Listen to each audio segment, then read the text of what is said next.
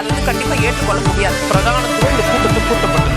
ஏன் இவ்வளவு பெரிய ஒரு கன்ஃபியூஷன்? நான் ரொம்ப சிம்பிளான ஒரு கொஸ்டின். அவருக்கு வேற எந்த விதமான ரைட்ஸும் கிடையாது.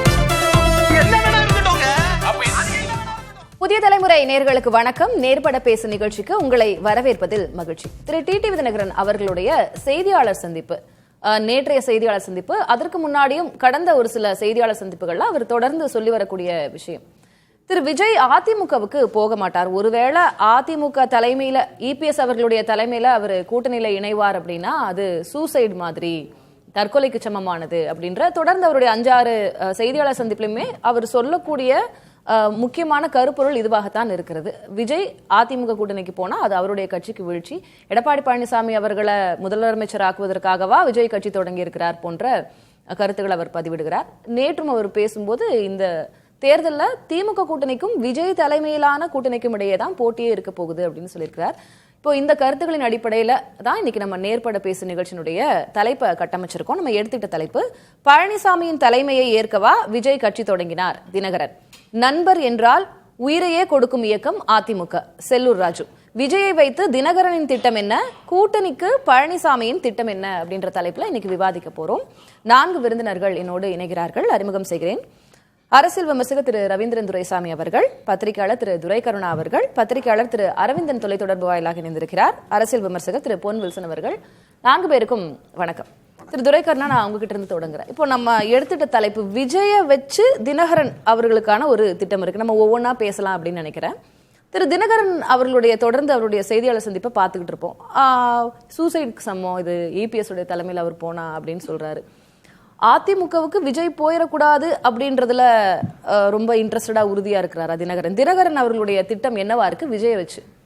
இல்லை, அதுக்குரிய டிடிவி தினகரன் அவர்களுக்கு தனிப்பட்ட முறையிலேயே திரு எடப்பாடி பழனிசாமியால் பெரும் பாதிப்பு ஏற்பட்டிருக்கு. நமக்கு தெரியும், அரசியலில் அவர் துரோகின்னு முத்திரை குத்தி தான் இன்னும் தன்னுடைய பிரச்சாரத்தை பல்வேறு பகுதிகளிலையும் அது பேசிட்டு வர்றாரு.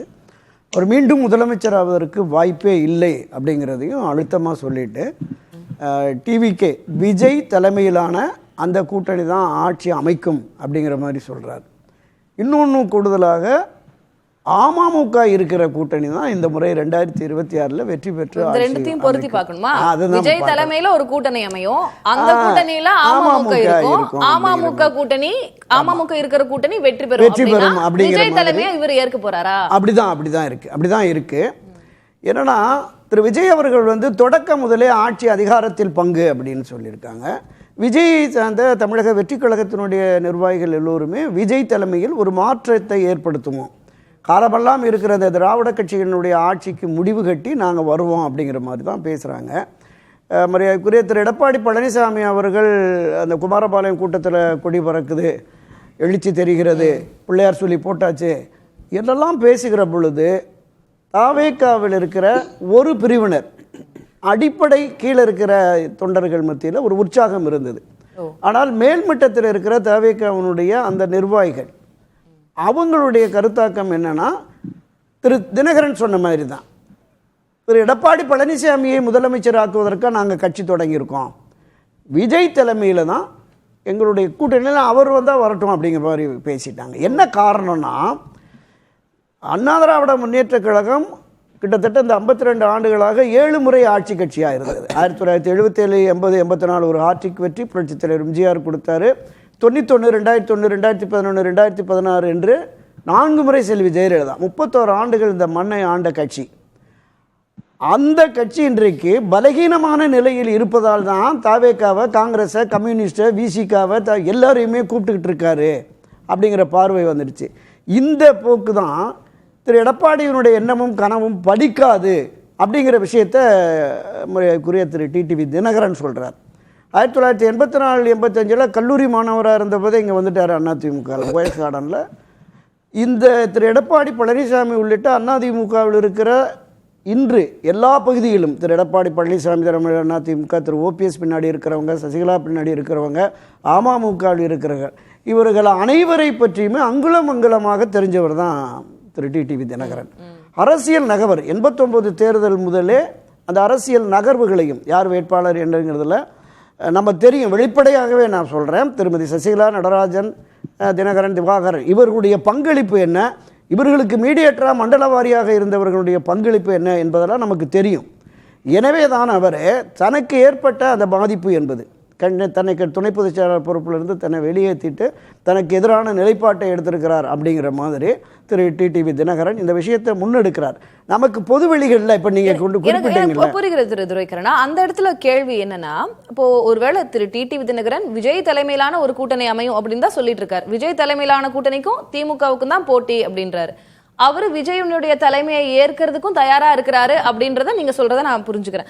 ஆனா செய்தியாளர்கள் கேள்வி எழுப்பும் போது கூட, அப்ப விஜய் தலைமையில கூட்டணிக்கு நீங்க போயிருவீங்களா, அமமுக போயிடுமா, பன்னீர்செல்வம் வந்துருவாரா, இப்படி எல்லாம் கேட்கும்போது அவர் அதை கமிட் பண்ண மாட்டேங்கிறார். உங்க யூகங்களுக்கு எல்லாம் நான் பதில் சொல்ல முடியாது, அதுலயும் ரொம்ப சேஃபா ப்ளே பண்றாரு. ஏன் இல்ல, டிசம்பர் வரைக்கும் எல்லா அரசியல் கட்சிகளுமே இந்த டிசம்பர் தான் எண்டா வச்சிருக்கிறாங்க. எனவே டிசம்பர் வரைக்கும் என்ன மாதிரி போகுது அப்படிங்கிறத பார்த்துப்பாங்க.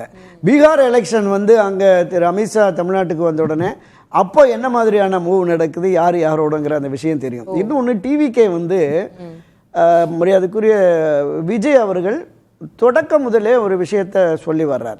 TVK versus DMK. ஆமாம், திமுக டிவிகே தான் களத்தில் இந்த முறை தேர்தல் களத்தில் இருக்கும் அப்படிங்கிறவர். அப்போ அவர் இது அறிவித்ததற்கு பிறகு எந்த அரசியல் கட்சியும் போகலை. ஆனால் இதற்கான ஒரு முன்னெடுப்பை திரு டிடிவி தினகரன் செய்கிறாரோ அப்படிங்கிற மாதிரியான ஒரு பார்வை இருக்குது. இன்னொன்றும் பொதுவெளிகளில் ஊடகங்களில் வர ஒரு கருத்தாக்கம் இருக்கிறதுல காங்கிரஸ் கட்சி கூட வரலாம். தமிழ்நாடு மட்டும் இல்லை, கேரளா, புதுச்சேரி, இது ரெண்டையும், இந்த மூணையுமே மிங்கிள் பண்ணி மரியாதைக்குரிய காங்கிரஸ் தலைவர் ராகுல் பேசினார்ல, அதை தாண்டி கேரளாவில் காங்கிரஸ் கட்சி மீண்டும் ஆட்சி அதிகாரத்திற்கு வரணும், அதுக்கு தாவேகாவோட கூட்டணி போடலான்னு அண்மையில் 2 தினங்களுக்கு முன்பு டெல்லியை சேர்ந்த ஒரு ஊடகவியலாளர் பிரியங்கா காந்தியே அதை சொல்லியிருக்காங்க. தாவேகா விஜயோடு கூட்டணி அமைத்தால். ஆமா, அதெல்லாம் ஒரு இன்சைடு சொல்றது, அது அப்படியே உறுதிப்படுத்தப்படாம நம்ம இல்ல நீங்க அரசியலில் எது வேண்டுமானால் நடக்கலாம் அப்படிங்கறதா நம்ம கடந்த பல ஆண்டுகளாக நான் அதை உள் வாங்கிக்கிறேன். திரு தினகரன் அவர்களுக்கு ஒரு சின்ன பதற்றம் இருக்கா? ஒருவேளை இபிஎஸோட போயிருவாரோ, விஜய் போயிருவாரோ, அதனால என்னென்ன ஆப்ஷன்ஸ், என்னென்ன காரணங்கள் கிடைக்குதோ, போயிட்டா விஜயோடைய அரசியல் எதிர்காலம் முடிஞ்சு போயிடும், போயிட்டா அதுதான் சூசைடு, எப்படி இவரு துணை முதலமைச்சர் பதவிக்கு ஓகேவா, அவரை முதலமைச்சர் ஆக்குறதுக்கு தான் இவரு கட்சி தொடங்கினார், இப்படி எல்லாம் இந்த மாதிரி சாலிடான பாயிண்ட்ஸ் எடுத்து வச்சுட்டே இருக்காரு. பதற்றமா? ஒருவேளை விஜய் போயிட்டாருன்னா எடப்பாடி பழனிசாமியோட கரங்கள் வலுப்பட்டு விடும் அப்படின்னு பதறாரா? இல்ல, விஜய் போவதற்கான வாய்ப்பு 100% இல்லை அப்படிங்கிற நம்பிக்கையும் அவருக்கு இருக்கு. அதனாலதான் அவர் போனா அரசியல் தற்கொலை அப்படிங்கிற மாதிரி 100% இல்லைன்னா ஏன் தொடர்ந்து போக விடாம பாத்துக்கிறதுக்கான காரணங்களையும் அடுக்கணும்? இல்ல, அதாவது தமிழக வெற்றி கழகம் வந்தால் அண்ணா திராவிட முன்னேற்ற கழகம் எளிதாக திமுகவை வீழ்த்து ஆட்சி அதிகாரத்திற்கு வந்துவிடும் என்கிற பொது பார்வை என்பது நம்ம மறுக்க முடியல. அதில் எந்த கருத்தாக்கம் நமக்கு இல்லை, அதில் இல்லை. ஆனால் இவர் அமைக்கிற திரு எடப்பாடி பழனிசாமி அவருடைய வியூகம் என்னன்னு நம்ம கேட்டோம்ல, ஒரு மெகா கூட்டணி 2024 முயற்சி பண்ணாரு, சாத்தியப்படலை. இப்போ இன்றைக்குமே பாரதிய ஜனதா கட்சி தலைமையிலான அந்த என்டிஏ தான் இன்னைக்கு தமிழ்நாட்டில் என்டிஏ தலைமை தான் இவருக்கு இருக்கு. அந்த என்டிஏல இருக்கிற அரசியல் கட்சிகளை எங்க இருக்காங்கன்னு தெரியல. அப்ப ஒரு வலுவான கூட்டணிக்கு என்டிஏ மட்டும், பாஜகவினுடைய என்டிஏ மட்டும்தான் இருக்கு. மற்ற இப்ப பாட்டாளி மக்கள் கட்சி, அப்பா கட்சி, பையன் கட்சின்னு இன்னைக்கு அந்த அம்மா செயல் தலைவராக வந்துட்டாங்க. இந்த சூழல் இருக்குல்ல, இப்ப இது வந்து சரியான ஒரு நேரத்தில் தாவேகா வருகிற பொழுது அதற்கு வந்து ஓரளவுக்கு செல்வாக்கு பேசுவோம். இபிஎஸ் அவர்களுடைய வியூகம் என்ன, எப்படி கூட்டணியை கட்ட போறாங்க நம்ம அடுத்து பேசுவோம். நம்ம தொடர்ந்து பேசுவோம். உங்களுடைய முதற்கட்ட பார்வையா டிடிவி தினகரன் அவர்களுடைய ஸ்ட்ராட்டஜி என்னன்னு நம்ம பேசியிருக்கோம். திரு ரவீந்திரன் துரைசாமி, எப்படி நீங்க எப்படி புரிஞ்சுக்கிறீங்க? டிடிவி தினகரன் அவருடைய ஸ்ட்ராட்டஜி என்னவா இருக்கு? என்ன பண்ணி விஜய் தலைமையிலான கூட்டணிக்கு போலாம் அப்படின்ற முடிவுல இருக்கிறாரா? கூட்டணிக்கு பழனிசாமி அவர்களுடைய திட்டம் என்ன? விஜய்க்கு தினகரன் அவர்களுடைய திட்டம் என்ன? டிடிவி தினகரனுக்கு ஸ்ட்ராட்டஜி ஆன்டி எடப்பாடி தான். ஆன்டி எடப்பாடி, அது வேற எதுவுமே இல்லை, ஆன்டி எடப்பாடி தான்.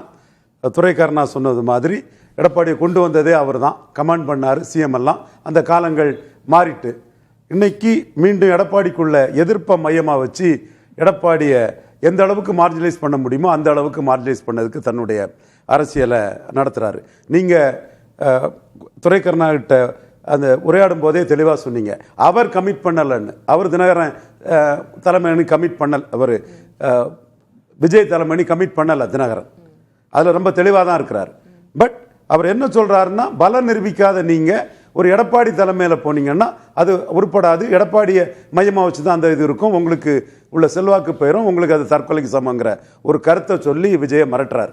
ஒரு சின்ன குறுக்கீடு நான் புரிஞ்சுக்கிறதுக்காக கேட்கிறேன் திரு ரவீந்திரன். ஒருவேளை விஜய் அதிமுக கூட்டணிக்கு என்டிஏ கூட்டணிக்கு போயிட்டாருன்னா அது ஒரு வின்னிங் அலையன்ஸா கூட இருக்கலாம் அப்படின்னு அரசியல் நோக்கர்கள் சிலருடைய பார்வை. அது சும்மா அவங்க ஆசைக்கு பேசுறது. பல நிரூபிக்காதவர் எங்க இருந்து ஓட்ட கொண்டு வருவார்? கேரளாவில இருந்து தான் ஓட்டு வரும். கேரளாவில இருந்து, பாண்டிச்சேரியில இருந்து, ஆந்திராவில இருந்து, தெலுங்கானா இருந்தா ஓட்ட கொண்டு வருவார் அவரு. அவருக்கு ஓட்டு ஒண்ணும் இல்ல. தினகரன் கமிட் பண்ணாததுக்கு என்ன காரணம்? அவருக்கு வேற ஏதேனும் எண்ணங்கள் இருக்கா?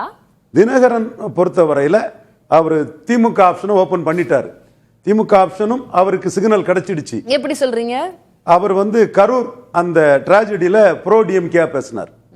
அதுவரை விஜய்க்காக பேசிட்டு இருந்தவர் விஜய் இன்எலிஜிபிள், இன்காம்பிட்டன்ட், மண்குதிரையா போயிருவாருங்கிற ஒரு எண்ண ஓட்டம் அவர் மனசுல விழுந்ததுனால தான் இனிமே அந்த மண்குதிரையை நம்பி பயணிக்கிறதுல நாம மாட்டிக்கிடுவாங்கும் போது தான் கரூர் இன்சிடென்ட்ல நயனா நயந்திரம் போன்றவங்க எல்லாம் திமுகவுக்கு எதிராக பேசும்போது அவங்க அதிமுக கூட்டணியில் இருக்காரு. இவர் அதுல ஒரு நியூட்ரல் ஸ்டாண்ட் எடுத்து செந்தில் பாலாஜிக்கு டிஃபெண்ட் பண்ணி அவரோட சபார்டினேட்டா இருந்தவர் தான் செந்தில் பாலாஜி. அந்த இடத்துக்குள்ள அவர் தன்னுடைய அரசியல் பார்வை திமுக ஆப்ஷனும் தனக்கு நோ கிடையாது, அதையும் மாறின அரசியல் சூழ்நிலையில ஓபன் பண்ணலாம்னு அவர் முடிவு அது ஒரு புறம். ஆனாலும் விஜய்க்கு அவருடைய ஆதரவு அப்படின்றது இப்ப நேற்று செய்தியாளர் சந்திப்பு வரைக்கும் விஜய் அவ்வளவு ரிசெப்டிவா தானே பேசுறாரு. விஜய் பல நிரூபிக்காதவங்கிறது உண்மைதான். ஆனா விஜய் எடப்பாடி கூட சேரும் போது ஒரு பிரச்சார வலிமை கிடைக்கும். விஜய் சார்ந்த ஆதரவாளர்களோட ஆதரவு எடப்பாடி கிடைக்கலாம். அப்படி ஒரு ஆதரவு எடப்பாடி கிடைக்க கூடாதுன்னு தினகரன் நினைக்கிறாரு. அதனால விஜய் தலைமையில் ஒரு அணி நின்னா அது எடப்பாடியை தான் அதிக அளவு வீக்கெண்ட் பண்ணணும் அவர் நினைக்கிறாரு. அந்த உண்மை எடப்பாடிக்கும் தெரியுது. விஜய் பலம் நிரூபிக்காதவர் தான். பட் அவர் பலம் நிரூபிப்பதற்காக அவர் தலைமையில் ஒரு அணி அமைஞ்சதுன்னா அதோட பாதிப்பு எடப்பாடி பழனிசாமிக்கு தான் அதிகம் இருக்குங்கிறத ஏற்கனவே விஜயகாந்தோட பாதிப்பு ரெட்டலைக்கு தான் அதிகம் இருந்தது. கமலஹாசன் எம்ஜிஆர் ஆட்சிங்கிறத பாதிப்பு ரெட்டலைக்கும் எடப்பாடி பழனிசாமிக்கு தான் அதிகம் இருந்தது. அதே மாதிரி விஜயோட ஒரு முதல்வர் வேட்பாளராக விஜய் நின்று ஒரு அணி அமைச்சிட்டா அதோட பாதிப்பு எடப்பாடி பழனிசாமிக்கு அதிகம் இருக்குங்கிறத தினகரன் உணர்றாரு. அது நடக்கணும், விஜய் தனி சிஎம் கேண்டிடேட்டா நிற்கணும், எடப்பாடி பழனிசாமி பாதிக்கப்படும் அவர் நினைக்கிறாரு. இந்த கட்டத்துக்குள்ள ஆர்வி உதயகுமார் மற்றவங்க எல்லாம் எடப்பாடி பழனிசாமி போன்றவங்க எல்லாம் விஜய் தனிச்சு நிற்காம நம்ம கூட வந்தா நமக்குள்ள பாதிப்பு இருக்காது, கூடுதல் பலமா இருக்கும்னு அவங்க கருதுறாங்க. ஒருவேளை விஜய் அப்படி போயிட்டாருன்னா திமுக கூட்டணி போயிருவாரு. கண்டிப்பா தினகரன் ஆப்ஷன் திமுக கூட்டணி தான். நான் இருக்கக்கூடிய கூட்டணி ஜெயிக்குன்னு சொல்றதே திமுக கூட்டணியை மனசுல வச்சுதான் சொல்றாரு. ஸ்டாலின் கொடுக்கறது எம்பி போஸ்ட், எம்எல்ஏ போஸ்ட்னு கலைஞர் மாதிரி இல்ல. 3 எலெக்ஷன்ல நிறுவனம் ஆயிருக்குது, 4ஆவும் நிறுவனம் ஆகுங்கிறது தினகரன் நம்புறாரு. திரு துரைக்கரன், நீங்க எப்படி புரிஞ்சுக்கிறீங்க? தினகரனுக்கு 2 இருக்கு. இந்த ஒரு பக்கம் தாவேகா விஜய், ஒருவேளை அது ஒர்க் அவுட் ஆகல அப்படின்னா இந்த பக்கம் திமுக கூட்டணி அதுக்கான கதவையும் திறந்து, ஏதோ மேபி ஜன்னலா இருக்கலாம், அதையும் திறந்தா வச்சிருக்காரு அப்படின்றாரு. இல்லை பொதுவாகவே அண்ணா திராவிட முன்னேற்ற கழகத்தினுடைய தோற்றம் திராவிட முன்னேற்ற கழக எதிர்ப்புல தான் இருந்தது. இன்றைக்கும் அமமுகவில் இருக்கிற 100% தொண்டர்கள் திமுக மாறி இருக்கு அப்படின்னு சொல்றாரு. இல்லை அதே என்னன்னா அரசு எடுத்த நடவடிக்கைகளை நான் சொன்னேன், அது சரியானது. போலீஸு கவர்மெண்ட்டு அதுக்கு எதிரான நிலைப்பாடை ஊடகங்கள் மற்றது சொன்னது, அது சரியான பார்வை இல்லை அப்படின்னு தான் நான் சொன்னேன். அதுக்காக நான் திமுக போயிடுவேன் அப்படிங்கிறத ஏற்க முடியாது, நான் போக மாட்டேன் அப்படின்னு தான் நேற்றைக்கு கூட சொல்லியிருக்காரு. கேட்டிருக்காங்க, இதே விஷயத்தை கேட்டிருக்காங்க. இல்லை, நான் அதை தான் சொல்ல வரேன். திராவிட முன்னேற்ற கழக எதிர்ப்பு என்பது இன்னும் அதிமுகவில் எந்த பிரிவில் இருந்தாலும் சரி, திரு எடப்பாடி, திரு ஓபிஎஸ், திருமதி சசிகலா, அமமுக எந்த பிரிவில் இருந்தாலும் இவர்கள் காலமெல்லாம் ரெட்டலைக்கு வாக்களித்து பழக்கப்பட்டவர்கள். எனவே இவர்களை கொண்டு போய் ஒரே நாள்ல 3 முறை போய் முதலமைச்சரை சந்திச்சுட்டு வந்தாரு. அதுக்கான காரணங்கள் விளக்கங்கள் அவர் சொல்லிட்டாரு. அது மரியாதை நிமித்தமான சந்திப்பு அப்படிங்கிறது. ஏன்னா பழைய மாதிரி இல்ல. புரட்சி தலைவர் எம்ஜிஆர் ஒரு இருதுருவ அரசியல், அதுதான் நான் சொல்ல வரேன். புரட்சி தலைவர் எம்ஜிஆர் அவர்கள் இருதுருவ அரசியல் திமுகவுக்கு எதிராக மிக கடுமையா பல சந்தர்ப்பங்கள்ல மரியாதைக்குரிய கருணாநிதி அவர்களை கோட்டையிலும் சரி மற்ற இடங்களிலும் சந்திச்சு பேசியிருக்கிறார். அவங்க பதில வாங்கிட்டேன். திரு ரவீந்திரன் அவர் சொல்றது எப்படி பாருங்க? அப்படி எல்லாம் போக மாட்டாரு. அவர் அதிமுக சென்டிமெண்ட்ல இருக்கிறாரு. ஆரம்ப காலத்துல எம்ஜிஆருக்கு தொண்டர், ஜெயலலிதா தொண்டர். அவரோட உணர்வை நான் மதிக்கிறேன். இன்னைக்கு ஒரு அரசியல் கட்சி சேலத்துல மீட்டிங் போட்டு வீரப்பன் சதி செய்யப்பட்டு கொலை செய்யப்பட்டாரு, வீரப்பனை நேருக்கு நேர் சந்திக்க முடியுமான்னு சொன்ன அந்த அரசியல் கட்சி இன்னைக்கு வீரப்பனை ஜெயலலிதா என்கவுண்டர் பண்ண சாதனைன்னு எடப்பாடியால சொல்ல முடியுமான்னு ஒரு கேள்வியை கேட்டிருக்காப்புல. அப்போ டைனமிக்ஸ் மாறிட்டு அது நான் எனக்கு புரியுது அந்த பொலிட்டிக்கல் டைனமிக்ஸ் மாறிட்டுன்னு. ஜெயலலிதாவோட மிகப்பெரிய சாதனை வீரப்ப என்கவுண்டர். அதை அதிமுக ஓன் பண்ண முடியுமா? நீ பேசிடுவானி கேட்கிறாரு ஒரு கட்சி. அப்போ ஜாதி எந்த அளவுக்கு தாக்கத்தை ஏற்படுத்தி இருக்குது. அதே தாக்கம் தான் சசிகலா, தினகரன், ஓபிஎஸ் 3 வரையும் எடப்பாடி நீக்கினதோட தாக்கம் இருக்குது. அந்த தாக்கத்தின் வெளிப்பாடு தான் தினகரன் கிட்ட 26 தேர்தலுக்கு முன்னாடி தெரியும். நம்ம பேசலாம். திரு பொன்வில்சன், கூட்டணிக்கு மெகா கூட்டணி, ஒரு மிகப்பெரிய கூட்டணி அமையும், மிகப்பெரிய கட்சி வரும் அப்படின்னு தொடர்ந்து திரு பழனிசாமி அவர்கள் சொல்லிக் கொண்டிருக்கிறார். கூட்டணிக்கு பழனிசாமி அவர்களுடைய திட்டம் என்னவா இருக்கு? இல்லை, கூட்டணி உருவாகிருக்கிறது. இப்போது நீங்கள் வந்து பிஜேபி கூட கூட்டணி வரும்னு யாரும் எதிர்பார்க்கல. ஆனால் ஒரு தேசிய கட்சி கிட்டத்தட்ட 15 ஆண்டுகளாக தொடர்ந்து இந்தியாவை ஆளக்கூடிய கட்சி, அந்த கட்சி கூட ஒரு கூட்டணி ஏற்பட்டிருக்கிறதுனாலே அதுவே ஒரு மிகப்பெரிய கூட்டணி, வரவேற்கப்படக்கூடிய கூட்டணி தான். மற்றபடி அடிஷ்னலாக கட்சிகள் வர்றது வந்து ஒரு ஆடட் அட்வான்டேஜாக இருக்கும் அதிமுகவை பொறுத்த வரைக்கும். அதே மாதிரி திமுகவை பொறுத்த வரைக்கும் அப்படி தான். பிரதான கட்சிகள்னால் திமுகவும் அதிமுகவை தான். மற்றதெல்லாம் சப்சிடரி கட்சிகள் தான். அது பெரிய அளவில் இரட்டை இலக்க வாக்கு கூட இல்லாத கட்சிகள் தான் இருக்கும் கூட கூட்டணியில். அதனால் அது ஆடட் அட்வான்டேஜ் தான் 2 கட்சிக்குமே. இப்போ நம்ம இந்த டிடிவி அவருடைய பேச்சை நம்ம விவாதிக்கிறோம் அப்படின் போது எப்படின்னா, இப்போ 30% 20% குறைந்தது வச்சிருக்கிற கட்சிகளை தான் விவாதிக்க வேண்டும் இல்லாமல் 0.9% அது குறைஞ்சது 1% கீழே இருக்கிற கட்சி தலைவர் சொன்னால் கூட அதை கூட விவாதிக்க வேண்டும் என்பது தான் ஜனநாயகம். அதை பொறுத்த வரைக்கும் நான் வரவேற்கிறேன், இல்லைன்னு சொல்லலை. ஏனென்றால் இப்போ எந்த கட்சியுமே ஒரு கட்சி ஆரம்பிக்கிறாங்கன்னா அதோட தலைவருடைய கனவு என்னென்னா, இல்லை தொண்டர்களுடைய கனவும் தன்னுடைய கட்சி தலைவர் முதலமைச்சராக வேண்டும். அது சிறிய கட்சியோ பெரிய கட்சியோ அது காலம்தான் நிர்ணயிக்கும், மக்கள் நிர்ணயிக்கிறாங்க. ஆனால் அந்த கட்சியோட இலக்கு என்னவா இருக்கும்னா, தான் தலைவர் முதலமைச்சராகணும், தான் முதலமைச்சராகணும், அந்த தலைவர் இதை தான் செய்வாங்க. ஆனால் ஒரு தனிப்பட்ட நபரை எதிர்த்து இவர் அரசியலே இருக்கக்கூடாது அப்படின்னு ஒரு கட்சி ஆரம்பிச்சுக்குதுன்னா அது அமமுக மட்டும்தான். வேறு எந்த ஒரு கொள்கையும் கோட்பாடும் எதுவுமே இல்லாமல், தான் தலைவர் ஆகணும்னு அவசியம் இல்லை, தான் முதலமைச்சர் ஆகணும்னு அவசியம் இல்லை, ஒரு மனிதன் முதலமைச்சர் ஆகக்கூடாது, ஒரு மனிதன் கட்சியில் இருக்கக்கூடாது, ஒரு மனிதன் அரசியல் இருக்கக்கூடாது அப்படின்றதுக்காக கட்சி ஆரம்பிச்சு இந்த கட்சி எந்த அளவுக்கு அது வளரும் அதற்காக தான் காய் நகர்த்துகிறார்கள் அப்படின்ற அடிப்படையில் கூட தாவேக்காவை வந்து அதிமுக பாஜக கூட்டணிக்கு அல்லது அதிமுகவோடு தாவேக்காவை போக விடாம பண்றதுக்கு என்னென்ன காரணங்களோ அதனை எல்லாம் அடுக்குகிறார். பண்ணக்கூடிய சக்தி அவருக்கு கொஞ்சமாவது இருக்குதா? நம்ம யதார்த்தத்தில் எதையாவது யோசிக்கணும். அதாவது இப்போ நம்ம ரவீந்திரன் ஐயா சொன்ன மாதிரி அவர் திமுகவுக்கு போகக்கூடிய வாய்ப்பு இருக்குது. இல்லை இப்போ நம்ம துரை கண்ணா சொன்ன மாதிரி அவர் விஜய் கட்சிக்கு போகக்கூடிய வாய்ப்பு கூட இருக்குது. ஆனால் அந்த கட்சிகள் எல்லாம் வேற கட்சிகள் கூட சேர விடாத பண்ணக்கூடிய ஆற்றலும் தெம்பும் அவருக்கு இருக்குதா? இது எவ்வளோ பெரிய கேள்விக்குரியது, அதை யோசிங்க. இன்னொரு பக்கம் சொல்றாரு, அவர் பேசுற இலக்கணம் எல்லாம் மீறி சொல்றாரு, அதாவது அதிமுக கூட சேர்ந்துட்டாங்கன்னா தற்கொலை பண்றது சமம்ன்றாரு. இப்போ ஏற்கனவே ஏப்ரல் 11ஆம் தேதி அமித்ஷா வந்து பிஜேபி, மோடியோட பிஜேபி அதிமுக கூட சேர்ந்து தற்கொலை பண்ணிக்கிச்சு. இப்போ அடுத்தது பார்த்தீங்கன்னா தமிழ் மாநில காங்கிரஸ் தற்கொலை பண்ணிக்கிச்சு, ஜான் பாண்டியன் கட்சி தற்கொலை பண்ணிக்கிச்சு, ஏசி சண்முகம் கட்சி தற்கொலை பண்ணிக்கிச்சு, ஐயா பாரிவேந்தர் கட்சி இல்ல அதிமுக கூட சேர்ந்தா இல்ல. விஜய் இப்பதான் அரசியல் அவர் இப்பதான் ஸ்டெப் இன் பண்ணிருக்காரு. இப்பதான் அவருடைய முதல் தேர்தல் இது. முதல் இது சேர்ந்தா தனிச்சு நின்னு உங்களுடைய பலத்தை முதல்ல சேர்ந்தா அதிமுக கூட தற்கொலைன்னு, 2வது 3வது சேர்ந்தா தற்கொலை கிடையாது. இல்ல, இந்த வார்த்தை என்ன சொல்றேன்னா அது நம்புற மாதிரி வார்த்தை இருக்குதா? இது வந்து வெறுப்பின் வார்த்தை தான் இருக்குது. நான் உள்வாங்கிக்கிறேன், உங்க கருத்தை உள்வாங்கிக்கிறேன். இப்போ டிடிவி தினகரன் வந்து அவருடைய பார்வை பொறுத்த வரைக்கும் விஜயுடைய தலைமையை ஏற்றுக்க அவர் தயாரா இருக்கிறார். விஜயுடைய தலைமையில ஒரு கூட்டணி அமைஞ்சா அதுல டிடிவி தினகரன் இருப்பார், நம்ம அதை புரிஞ்சுக்கலாம். ஒருவேளை அதிமுகக்கு விஜய் வராரு அப்படின்னா யார் தலைமையில யார் இருப்பாங்க? அந்த இல்ல, இப்ப அது 2 விஷயம் நீங்க சொன்னது. அவர் வந்து விஜய் தலைமையை ஏத்துட்டு நாங்க போயிருவேன்னு சொல்ல, அவர் என்ன எதிர்பார்த்துட்டு இருக்காரு நம்ம கணிக்கிறோம்னா இவர் தலைமையை ஏத்துட்டு விஜய் வருவாரான்னு. இவரை முதலமைச்சர் அவர் சொல்லலையே, விஜய் தலைமை ஏத்துட்டு நான் போவேன்னு சொல்லலையே, விஜய் தலைமையில கூட்டணின்ற அப்ப இதையும் சொல்லலாம்ல, நம்ம இவர் தலைமை ஏத்துக்கிட்டுன்னு சொல்லலாம்ல. அப்போ அதே மாதிரி தான் விஜயும் சொல்லலையே, இன்னும் விஜயும் சொல்லலையே எடப்பாடி தலைமை ஏத்துக்குவேன்னு. அப்ப அதை மட்டும் அவர் கணிக்கிறார்ல, அப்ப இதையும் நம்ம கணிக்கலாம்ல. அவர் இன்னும் சொல்லவே இல்லையே விஜய் அதிமுக தலைமை ஏத்துக்கன்னு அவர் சொன்னாரா? நம்ம எடப்பாடி தலைமை ஏத்துக்கன்னு சொன்னாரா? சொல்லாத பொழுது தற்கொலை செய்துக்குவாருன்னு சொன்னா விஜயோட பதிலுக்கு நம்ம காத்திருந்தோம்னா ஒரு 100 கேள்வி இருக்கு, எதுக்குமே அவர் பதில் சொல்லல. அவர் அமைதியா இல்ல, அது வேற விஷயம். நான் என்ன சொன்னா, அவர் பதில் சொல்லாததுக்கு இவர் பதில் சொல்றாருல்ல, அப்ப இவரை பற்றியும் நம்ம கணிக்க வேண்டியது வரும் இல்ல. அப்ப அந்த மாதிரி விஷயமும் இருக்குது இல்ல. இவரோட எண்ணம் என்னன்னா இவர் போட்ட திட்டங்கள் எல்லாமே தொடர்ந்து ஃபெயிலியர் ஆயிட்டு வருது. 2019 5.38% ஓட்டு வாங்கின அமமுக, அதே 2021 தேமுதிக கூட இருக்குது அடிஷனலா கூட. அப்படி இருந்து கூட அவங்க வந்து 2.35 அப்படியே பாதியா குறைஞ்சது.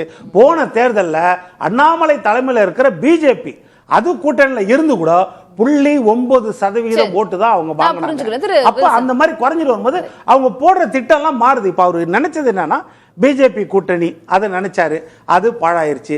அடுத்தது அவர் தனிப்பட்ட நபரை நினைச்சாரு, அண்ணாமலை என்ற நபரை கை கொடுப்பாருன்னு நினைச்சாரு. அண்ணாமலையும் சொல்லிட்டாரு கட்சி தான் எனக்கு கட்டுப்பாடு, கட்சி தான் எனக்கு. அதனால எடப்பாடி தலைமையில அவரை வந்து முதலமைச்சர் ஆக்குறதுக்கு உயிரை கொடுத்தாவது நாங்கள் பாடுபடுவோம் சொல்லிட்டாரு. அதனால வேற வழி இல்ல. அதாவது மரியாதைக்குரிய திரு எடப்பாடி பழனிசாமி அவர்களும் அவருடைய கட்சியுடைய முன்னணி நிர்வாகிகள் ஆர்பி உதயகுமார், செல்லூர் ராஜு போன்றவர்கள்லாம் தொடர்ந்து அழைப்பு விடுக்கிறார்கள். திரு விஜய் அவர்கள் தான் வரணும், வந்தாதான் அப்படின்னு சொல்லி.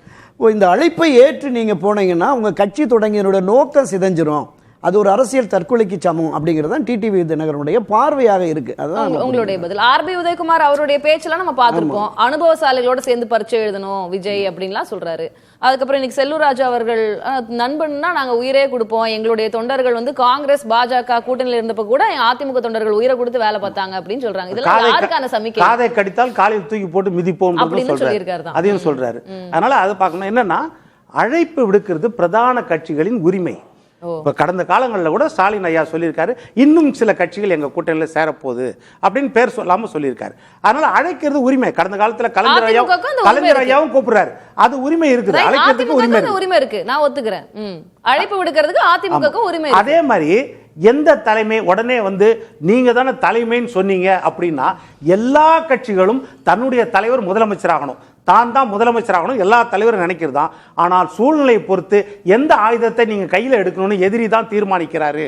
அப்படின் போது அப்பேற்பட்ட தலைவர் ராஜீவ் காந்தி அவரே என்ன செய்தாரு 1990 வந்து சந்திரசேகர் வெறும் 54 எம்பி 543 எம்பில 54 எம்பிக்கள் வைத்திருக்கிற சந்திரசேகர் ஆதரிச்சு அவரை பிரதமர் ஆக்கிட்டு உட்கார்ந்து அழகு பார்த்தாரு. அதனால சூழ்நிலை வந்து ஏற்படுத்தும், அதற்காக வீழ்ச்சி அடைஞ்சிருவாங்க, தற்கொலை செய்துக்கிட்டாங்க, அந்த வார்த்தைகள் எல்லாம் வந்து அரசியல் எடுபடாது. எல்லாருமே வந்து எல்லா காலத்திலயும் இன்னொரு தலைவர் உட்கார்ந்துப்பாங்க. நான் இப்படி கேட்கிறேன் திரு வில்சன், புரிஞ்சுக்கிறதுக்காக கேட்கிறேன். விஜய் அவர்களுக்கு வந்து நிறைய ஆப்ஷன் இருக்கு. டிடிவி தினகரன் அவர் தலைமையில அப்படின்றாரு.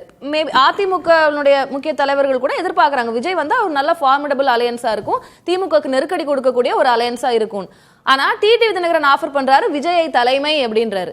ஆனா நீங்க இப்போ அதிமுக இல்ல பாஜக இல்லாத அதிமுக அது எப்படின்னு தெரியல, அதிமுகவோட போகணும் அப்படின்னா எடப்பாடி அவர்களுடைய தலைமையின் கீழே போகணும். அப்ப விஜயோட அரசியல் எதிர்காலம் அதுக்கப்புறம் என்னன்ற அந்த கேள்விக்குறி இருக்குல்ல. அப்ப இவர் ஆஃபர் பண்றது நல்ல ஆஃபரா இருக்கும்ல, இப்படி எல்லாம் யோசிக்க மாட்டாங்களா? இவர் ஆஃபர் பண்றாருன்னா செல்வாக்கு உள்ள தலைவர்கள் சொல்றதானே அங்கீகரிப்பாங்க. இப்ப தாவேக்காக இவர் ஆஃபர் பண்ணிடுறாருன்னா இவர் ஆஃபர் பண்ணதால விஜய் ஜெயிச்சிட போறாரா? அதை பார்ப்பாங்க. களத்துல எந்த அளவுக்கு ஓட்டு இருக்குதுன்னு. டிடிவி கிட்ட ஓட்டு இல்ல, ஓபிஎஸ் கிட்ட ஓட்டு இல்லன்னு தெரிஞ்சு 2024 களத்துல பார்த்துதான் அதிமுக எடப்பாடி தலைமையில் தான் சக்தி வாய்ந்த தலைமைன்னு அகில இந்திய பிஜேபியை ஏத்துட்டு அவங்க 2 பேரை கழட்டி விட்டு அதிமுகவை ஏத்துக்கிட்டாங்க. விஜய் தனிச்சு நிக்கிறதுக்கு இப்படி நிக்கலாம்ல. விஜய் ஒருவேளை தனிச்சு நிக்கிறாரு அப்படின்னு வச்சுக்கிட்டாலும் அதுக்கு டிடிவி தினகரன், ஓ பன்னீர்செல்வம் இவங்க எல்லாம் சேர்ந்து விஜய் தலைமையில ஒரு கூட்டணி அமைச்சா, ஆமா கூட்டணி அமைச்சா எவ்வளவு வரும்? அவங்க 99.9 இருந்தாங்கன்னா அந்த 0.1 கூட வரும். அதுதான் நீங்க சொல்றது. அது நம்ம ஸ்ட்ராட்டஜியா கணக்கு போட்டு பார்க்கணும்ல, யாருடைய ஓட்டு யாருக்கு அதிகமாக சேரும் அப்படின்றத நம்ம பார்க்கணும். இப்ப விஜய் தனியா நிக்கிறாருன்னா ஒரு பரிபூர்ண உரிமை, அவர் தனியா நிக்கிற வாய்ப்பு இருக்கிறது இல்லன்னு சொல்லல. உங்களோட பதில நான் வாங்கிட்டேன். திரு இபிஎஸ் அவர்களுடைய மெகா கூட்டணி திட்டம் என்ன சார்? மெகா கூட்டணினா அதிமுகவோ திமுகவோ வைக்கிற கூட்டணியே மெகா கூட்டணி தான், அவ்வளவுதான். மெகா கூட்டணின்றது ஆடட் அட்வான்டேஜ் தான். இந்திய அளவில் ஏத்துக்கிட்டீங்கன்னா இந்தியா கூட்டணியில அடையாளம் தெரிந்த அத்தனை தலைவர்களும் இருக்கிறாங்க. அதாவது அரவிந்த் கெஜ்ரிவால்ல இருந்து மம்தா பானர்ஜில இருந்து முலாயம் சிங் யாதவ்ல இருந்து அகிலேஷ் யாதவ்ல இருந்து அத்தனை பேர் இருக்கிறாங்க. அதே வந்து என்டிஏ கூட்டணியில தலைவர்களே கிடையாது, ஆனா என்டிஏ கூட்டணி தானே ஜெயிச்சது. திரு அரவிந்தர், நீங்க எப்படி புரிஞ்சுக்கிறீங்க விஜய் வச்சு தினகரன் அவர்களுடைய திட்டம் என்னவா இருக்கு, அதே மாதிரி கூட்டணிக்கு பழனிசாமி அவர்களுடைய திட்டம் என்னவாக இருக்கு? பழனிசாமிக்கு வந்து விஜய் வந்து பழனிசாமியோட சேர்றாரு அப்படின்னா அது பழனிசாமி நிச்சயமா ஒரு அட்வான்டேஜ் தான். அதாவது விஜய் வந்து இது வரைக்கும் வந்து நிரூபிக்கப்படாத ஒரு சக்தியா இருந்தாலுமே அவருக்கு ஒரு பெரிய ரசிகர்கள் பலம் இருக்கு, ஒரு ஆதரவு இருக்கு. ஒரு புதிய இதுல அவரோட ரசிகர்களுடைய வாக்கு வந்து அதிமுக கிடைக்கும், அது அவங்களுக்கு வெற்றிய வாய்ப்பை கொடுக்கும்ன்றதுல சந்தேகம் இல்லை. அதனால அதிமுக வந்து விஜய் வந்து தன்னோட வரணும்னு விரும்புறதுல எந்த ஆச்சரியமும் இல்லை. ஆனா அது விஜய்க்கு சாதகமா? அடுத்தது வரேன். ஆனா அது விஜய்க்கு சாதகமானு கேட்டா கண்டிப்பா இல்ல. அந்த விஷயத்துல டிடிவி தினகரன் சொல்ற கருத்தை முழுக்க ஏத்துக்கிறேன். விஜய் ஒருவேளை அதிமுக கூட்டணியை, அதிமுக தலைமையை ஏற்றுக்கொண்டு எடப்பாடி தான் முதல்வர் அமைச்சர் அப்படின்னு சொல்லிட்டு அந்த கூட்டணிக்கு போனார்னா அது வந்து விஜய்க்கு, விஜயோட கட்சிக்கு ஒரு அரசியல் ரீதியான தற்கொலையாக முடியும் அப்படின்றதுல எனக்கு எந்த சந்தேகமும் கிடையாது. என்னன்னா, அதாவது அது எப்படி தற்கொலை அப்படின்னு கேட்டார் இல்லையா நண்பர், கேட்டாரு. எப்படி நான் சொல்றேன், விஜயோடைய, நான் திரும்ப திரும்ப சொல்றது, விஜயோட யூஎஸ்பி என்ன? நான் வந்து ஒரு மாற்று சக்தி, நான் ஒரு முதலமைச்சருக்கான வேட்பாளர், நான் ஒரு மாற்று அரசியலை உருவாக்குறேன், மாற்று அரசை கொடுக்குறேன், என் தலைமையில வெற்றி பெற்று நாங்க ஒரு புதிய ஆட்சி அமைப்போம்னு சொல்றாரு. அவரு இந்த வார்த்தையிலிருந்து மாறி எடப்பாடிய தலைவரை ஏற்றுக்கொண்டு அவர் வந்து எடப்பாடி தான் முதல்வர் அப்படின்னு சொல்லிட்டு சொல்லும் போதே அவருடைய அந்த கட்சி தொடங்க நோக்கம் வந்து முழுமையா அடிபட்டு போகுது. அப்ப அவருடைய விஜய் மாற்று சக்தி அப்படின்ற அந்த முழக்கம் அவர் வைக்கல. திமுகவுக்கு எதிர்ப்பு, இப்ப இருக்கக்கூடிய திமுக அரச ஆட்சி பொறுப்புல இருந்து அகற்றணும், நம்ம நீ அடுத்து ஆட்சிக்கு வரணும்ன்றதா அவருடைய நோக்கம். கரெக்டுங்க. திமுக ஆட்சி பொறுப்புல அகற்றி யார வேணா வெயின் அவர் சொல்லலையே, அகற்றிட்டு நாங்க அங்க இருக்க போறோம்னு சொல்றாரு. அதுதான் அவருடைய அடிப்படை. அதை விட்டுட்டு அவர் வந்து இன்னும் திமுக அகற்றதே என்னோட லட்சியம் அவர் சொல்லலையே, எந்த கட்சியும் அப்படி சொல்லலையே. இப்போ அவர் வந்து தன்னை வந்து முன்னிறுத்தி தான் அந்த கட்சியை ஆரம்பிக்கிறாரு. தன்னோட கட்சியை என்னோட தலைமையில யாராவது வந்தா சரின்னு சொல்றாரு. அவர் இன்னொருத்தரோட தலைமை ஏத்துக்கும் போது அந்த இடத்துல அந்த வெரி எக்ஸிஸ்டன்ஸே வந்து அங்க கொஸ்டின் ஆகுது. ஆக அவர் அதிமுக போறது அரசியல் ரீதியான தற்கொலை என்பதுல சந்தேகமே இல்லை. ஒண்ணு. ரெண்டாவது, டிடிவி தினகரனோட முயற்சி இருக்கு இல்லையா, அவர் கன்க்ளூசிவா சொன்னாரோ இல்லையோ, ஆனா அவரோட முயற்சி ஒண்ணு நடக்குதுன்னு நம்மளுக்கு தெளிவா தெரியுது. அந்த முயற்சி, அதாவது தாவேகாவின் தலைமையில், அவர் தலைமையில அமமுக உட்பட சில கட்சிகள் கூட்டணின்னு அவர் சொல்றாரு இல்லையா, இது வந்து அதாவது நம்ம 1000 பேசலாம் தேர்தல் களத்துல, எது வந்து சாத்தியம் அப்படின்றத நோக்கி நம்ம பேசும்போது டிடிவி தினகரன் சொல்ற இந்த கணக்குக்கு சாத்தியப்பாடு இருக்கு. இப்போ திடீர்னு வந்து யார் வேணா கேட்கலாம் என்னுடைய இவங்க சேரலான்னு சொல்லிட்டு, டிடிவி தினகரன் என்ன சொல்றாரு, விஜயை தலைமையாக ஏற்றுக்கொண்டு, விஜயோட கட்சியை தலைமையை ஏற்றுக்கொண்டுன்றாரு. அப்ப என்ன அர்த்தம், விஜயினுடைய அடிப்படையான ஒரு விஷயத்துல அவர் கை வைக்கல, அதை ஏத்துக்கிறாரு. நீ மாற்று சக்தியாரு, நீயே முதலமைச்சராக இருந்துக்கோ, நீயே கட்சி கூட்டணியோட தலைமையை இருந்துக்கோ அப்படின்றத அவர் ஒத்துக்கிறாரு. அப்போ விஜய்க்கு அங்க வர்றதுல எந்த விதமான இமேஜ்லயோ அல்லது மற்ற எந்த ஒரு பலன்லயும் இழப்பு கிடையாது. கரூர் சம்பவத்திற்கு பிறகு விஜய் தரப்புக்கு பிரஷர்ஸ் எல்லாம் எதுவும் இருக்கிறதா நீங்க பாக்கலையா? ஒருவேளை பாஜக தலைமையிலான அதிமுக இருக்கக்கூடிய என்டிஏக்கு அவரை வர வைக்கிறதுக்கான அந்த வேலைகள்லாம் ஒரு பக்கம் நடக்கும், விஜய்க்கான பிரஷர் வரேன். அதாவது தினகரனோட கணக்கு என்னன்னா, விஜய்க்கு எந்த விதமான இமேஜ்லயோ அல்லது தேர்தல் ரீதியான பலன்லயோ நஷ்டம் ஏற்படுத்தாத அளவுக்கு அவர் வந்து ஒரு ஆஃபரை முன்வைக்கிறாரு. இந்த ஆஃபர் வந்து இவர் டிடிவிக்கு வந்து வின்-வின் சிச்சுவேஷன். டிடிவி தினகரனுக்கு அவர் வந்தா அந்த தலைமையில வந்து இவருக்கு ஒரு பலம் சேரும். அவருக்கு ரெண்டு விதமான 2 கல் அடிக்கிறார், இந்த ஒரே கல்ல 2 மாங்காய் அடிக்கிறார். என்னன்னா, ஒண்ணு எடப்பாடியை பலவீனப்படுத்துறாரு, இன்னொன்னு தன்னோட இடத்தை வந்து அரசியல் ரீதியா பலப்படுத்திக்கிறாரு. வெற்றி பெறுவதற்கான வாய்ப்பை நோக்கி, அதிக எண்ணிக்கையை நோக்கி அவர் நகர்றாரு. இந்த விதத்துல தினகரன் வந்து அரசியல் ரீதியாக சரியா காய நகர்த்துறாரு. அது நடக்குமா நடக்காதா அதெல்லாம் வேற விஷயம். இப்ப நீங்க கேட்டீங்க இல்லையா, பிஜேபி கிட்ட இருந்து மத்தவங்க நிர்பந்தம் வருமா, கண்டிப்பா வரும். அதை அவருடைய வந்து விஜய் வந்து எப்படி தாக்குப்பிடிச்சு நிக்கிறாரு அப்படின்றதெல்லாம் அவருடைய இது இருக்கு. பிஜேபியோடைய வற்புறுத்தல்லையோ அல்லது அதிமுக ஆசை காட்டல்லையோ அல்ல 2 பேரும் சேர்ந்து இவரை வந்து ஒரு மாதிரி அதை அரவிந்த், அந்த இடத்துல எனக்கு திரு ரவீந்திரன் துரைசாமி அவர்களுடைய கருத்துல இருந்து இந்த கேள்வி நான் கேட்கணும்னு நினைக்கிறேன். தினகரன் ரொம்ப சேஃபா பிளே பண்றாரு. ஒரு புறம் விஜயுடைய கூட்டணிக்கு, அவருடைய தலைமையிலான கூட்டணிக்கு செல்வது அப்படின்றது ஒரு ஆப்ஷன். இன்னொரு ஆப்ஷன், போஸ்ட் கரூர் இன்சிடென்ட் அவரு திமுக மேலேயும் ஒரு சாஃப்ட் கார்னரோட குளோரிஃபை பண்ணி தான் பேசுறாரு. திமுக கூட்டணிக்கு அவர் போவதற்கான வாய்ப்பும் இருக்கு, அந்த டோரையும் ஓபன் பண்ணி வச்சிருக்காரு அப்படின்றாரு. அதுக்கு சாத்தியம் இருக்கு. ஏன்னா தினகரனுக்கு வந்து இழக்கிறதுக்கு ஒண்ணுமே கிடையாது. அவர் வந்து எடப்பாடி தவிர வேற யாரோட வேணா அவரால் இருக்க முடியும். அவருக்கு முழு முதல் எதிரி வந்து எடப்பாடி ராமமூர்த்தி தலைமையிலான கட்சி தான். அதனால அந்த ஆப்ஷன் அவர் ஓபன் பண்ணி வைப்பாருன்றது சாத்தியம்தான். அதுக்கு வந்து சாத்தியம் இல்லைன்னு சொல்ல முடியாது. இப்ப நீங்க முதல்ல கேட்டீங்க இல்லையா, பிஜேபி வந்து நிர்பந்தம் கொடுக்குமான்னு. கண்டிப்பா கொடுக்கும், கண்டிப்பா கொடுக்கும். ஆனா அதை எப்படி வந்து தாக்கு பிடிச்சு நிக்கிறான்றது விஜய்க்கான ஒரு சோதனை. அந்த சோதனை அவர் எப்படி எதிர்கொள்ள போறாரு அப்படின்றது இனிமே தான் தெரிய வரும். அதுல இருந்துதான் அவருடைய அரசியலோட அடுத்த கட்ட நகர்வோ அவருடைய எதிர்காலமோ அதுல இருந்துதான்.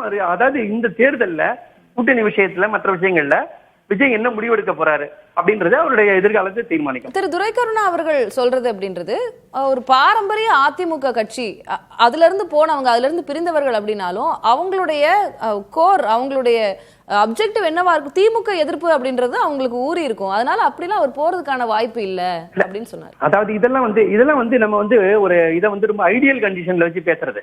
ஆர் எம் வீரப்பன் வந்து திமுக ஆதரிக்கலையா? அதாவது அவரு வந்து எம்ஜிஆருடைய இருந்தவர் தானே, எம்ஜிஆருக்கு வலதுகரமா இருந்தவர் தானே, சினிமா காலத்துல இருந்தே அவரோட எம்ஜிஆருடைய மிக நெருக்கமான ஒரு சகா தானே. அவர் எப்படி போனாரு? அதெல்லாம் அதை ஒவ்வொரு தேர்தல்ல ஒரு விஷயத்தை முன்னிறுத்துவாங்க. எந்த நிர்வாகிகளும் அனுமதிக்கிறீங்கள? ஆர் எம் வீரப்பன் எம்ஜிஆர் கழக என்னாச்சு சகோதரருக்கு? யாரும் ஏற்கல, அவரே ஒரு தொகுதியில் நின்று வெற்றி பெற முடியல. ஏற்கிறாங்களா இல்லையான்றத சொல்ல வரல. பெரும்பகுதி போயிருக்குது. இந்த டேட்டா மறுத்து பேச முடியாது. வீரப்பனை ஏத்துக்கலனாலும் இன்னைக்கு ஸ்டாலினுக்கு பேருக்கு, கலைஞர் ஏத்துக்காம இருக்கலாம், ஸ்டாலினுக்கு பேருக்குங்கிறது உண்மை. டேட்டா அதை சொல்லு துரைக்கறனா. ஸ்பெகுலேஷன் கூட நான் போகல. ஆனா நடக்குமா நடக்காதானே, நடக்க வாய்ப்பு இருக்குன்னு நான் சொல்றேன். நான் அவ்வளவுதான், அது நடக்க வாய்ப்பு இருக்கு, அதுக்கு ஒரு முன்னுதாரணம் இருக்குன்னு சொல்றேன். அதனால என்ன நடக்கும் அதை பத்தி அந்த ஸ்பெகுலேஷன் நம்ம இப்ப போல. ஆனா அந்த இடத்துல ஒரு ஓபன் பண்ணி வைப்பாரு, ஆனா வைப்பாரு, அதுக்கு சாத்தியம் இருக்கான இருக்கு, அதுக்கு முன்னுதாரணம் இருக்கான இருக்கு, அவ்வளவுதான். சரி, நான் தொடர்ந்து பேசலாம். திரு துரைசாமி, எனக்கு திரு இபிஎஸ் அவர்களுக்கான நெருக்கடி அப்படின்னு நம்ம இதை புரிஞ்சுக்கலாமா? அவருக்கு ஒரு மெகா கூட்டணியை கட்ட வேண்டிய ஒரு கட்டாயம் இருக்கிறது. மிகப்பெரிய கட்சி ஒன்று வரப்போகுது, பெரிய கூட்டணியா, மெகா கூட்டணியா அமைக்க போறோம் அப்படிதான் அவர் ரொம்ப ஆரம்பத்துல இருந்தே சொல்லி கொண்டிருக்கிறார். இப்போ தினகரன் அவர்களுடைய இந்த மூவ், தாவேக்கா வருமா வராதா, இந்த பக்கம் போயிருமா, இந்த பிரச்சனைகள்லாம் வச்சு பார்க்கும்போது இது ஒரு நெருக்கடி இல்லையா திரு இபிஎஸ் அவர்களுக்கு? எடப்பாடி பழனிசாமியை பொறுத்தவரையில எந்த ஒரு நெருக்கடியிலையும் அவருக்கு முன்னாடி இருக்கக்கூடிய 2 ஆப்ஷன்ல அவருக்கு எது குறைஞ்ச நஷ்டம் அல்லது எது கூடுதல் லாபம், அதை பார்த்து அந்த ஆப்ஷனை எடுக்கக்கூடிய சமர்த்தர் எடப்பாடி பழனிசாமி. அதனால தான் 2024 மக்களவை தேர்தலிலே காங்கிரசும் பாஜகவும் தமிழ்நாட்டுக்கு எந்த நன்மையும் செய்யாதது, இந்த தேசிய கட்சிகள் தமிழ்நாட்டுக்கு தேவையில்லைன்னு மக்களவை தேர்தலிலே சொன்னவர். பலரும் கூட்டணி சேர்ந்திருந்தா 15 எம்பி வந்திருக்கும், 2 அமைச்சர் வந்திருக்கும்னு சொல்லப்பட்ட அந்த தேர்தலிலேயே வேண்டான்னு முடிவெடுத்தவர். அதற்கு பிறகு தனக்கு எதிராக அண்ணாமலை, டெல்லி பாஜக இன்னொரு அணி அமைச்சு 26% பலத்துக்குள்ள ஒரு அணியை அமைச்சு நிதிஷ்குமார் மாதிரி ஒரு சிஎம் அவங்க நிறுத்திட்டாங்கன்னா தனக்கு ஒரு சிக்கல் வருங்கிற ஒரு சூழ்நிலையில மக்களவையிலே மைனஸ்ன்னு சொன்ன பிஜேபிக்குள்ள உள்ள வந்து அண்ணாமலை நீக்கி பாஜக கூட்டணிக்குள்ள அவர் வந்திருக்கிறாருன்னா அது தன் முன்ன இருக்கக்கூடிய ஆப்ஷன்ல எது தனக்கு லாபம்ங்கிறதுல துல்லியமா கணக்கு போடக்கூடியவர். இப்போ அவருடைய கணக்கு என்னன்னா, விஜயை காட்டி, விஜய் என்ன முடிவு எடுக்க போறாருன்னு சொல்லல, விஜயை காட்டி பாஜகவுக்கு பார்கெனிங் அடிக்க பார்க்கிறார். ஒருவேளை விஜய் வர்றதா அவருக்கு இன்ஃபார்மலா ஏதாவது சொல்லி இருந்தால், ஏன்னா சொல்லியிருக்க ஒரு வாய்ப்பு இருக்குன்னு சில விஷயங்கள் நமக்கு கோடிட்டு காட்டுது. பிள்ளையார் சொல்லி போட்டாச்சுன்னு ஒரு முன்னாள் முதல்வர் வந்து ரொம்ப ஒன்றும் ஏமாளியா அதை சொல்லுவாருன்னு எனக்கு தோணல. அதுக்கு பிறகு பல இடங்கள்ல அவங்க கொடியை காட்டும் போதும் அதை விஜய் தரப்பு மறுத்து பேசல. இப்போ கூட்டணிக்குன்னு இவங்க அவருக்கு முக்கியத்துவம் கொடுத்து அவர் ஒரு பெரிய ஆள் மாதிரி காட்டி பேசும்போதும் மறுக்கல. அப்போ புரியுது. நான் உங்களுடைய பாயிண்ட்டை உள்வாங்கிட்டேன். திரு எடப்பாடி பழனிசாமி அவர்களுடைய லீடர்ஷிப் அப்படின்றத நம்ம அப்படி குறைச்சு மதிப்பிட முடியும். அவர் அரசியல் அவர் ஒரு சமர்த்தர், இப்படி சும்மா போற போக்கில் அவர் அப்படி சொல்லியிருக்க மாட்டாரு. அப்ப ஏதோ பின்னாடி நடந்திருக்கு, ஒரு பேர் நம்பிக்கையின் அடிப்படையில் தான் அவர் அதை கமிட் பண்ணணும். இல்லை, இதை தாண்டி நிச்சயமா மரியாதைக்குரிய நண்பர் ரவீந்திரன் துரைசாமி சொன்ன மாதிரி வேற மாதிரியான விஷயங்கள்லாம் சொல்றாங்க. கூட்டணி ஆட்சிக்கே பாஜகவோடு ஒப்புக்கொண்டு தான் அமித்ஷாட்ட அவர் ஒப்புக்கொண்டு தான் வந்திருக்காரு. இப்போதைக்கு வேண்டாம், தேர்தல் நேரத்தில் பொதுமக்கள் மத்தியிலே கட்சியினர் மத்தியிலே ஒரு அதிருப்தி ஏற்பட்டுரும். நீங்கள் சொன்ன மாதிரி என்டிஏ தலைமையில் கூட்டணி ஆட்சிங்கிறாங்க. இப்போ சகோதரர் சொன்னார், வலிமையான கூட்டணி அதிமுக பாஜக தான். ஆனால் அந்த வலிமையான கூட்டணியில் இருந்துட்டு பாஜகவுக்கு எதிரான சித்தாந்த எதிரிகள், தத்துவார்த்த எதிரிகளை வந்து எங்கள் அணிக்கு வாங்க, காங்கிரஸ் வாங்க, கம்யூனிஸ்ட் வாங்க, பிசிகா வாங்க இன்னும் ஊர் ஊராக போய் அழைப்பு விடுக்கிறது இருக்குல்ல, அது அவருடைய நம்பகத்தன்மையும் குறைக்குது அப்படிங்கிற மாதிரி தான் நம்ம பார்க்குறோம். இதில் தான் அவங்க இப்போ தாவேகா விஜய் அவர்கள் வருவதற்கு சம்மதிச்சிட்டார், ஏதோ உள்ள உள்ளீடு இருக்குது அப்படின்னு பார்த்தோம்னா எந்த அடிப்படையில் என்ன சொல்கிறாங்கன்னா 50-50 சீட் ஷேரிங், 2.5 வருஷம்னு பேசுறாங்கன்னு சொல்றாங்க. இன்னொன்னு 60 இடம் டெப்டி சிஎம்னு கேட்டாரு அப்படிங்கிறாங்க. இங்க திரு எடப்பாடி 20 சீட்டு 20 வின்னிங் கேண்டிடேட் கொடுங்கன்னுலாம் சொல்லியிருக்காரு அப்படின்னாங்க.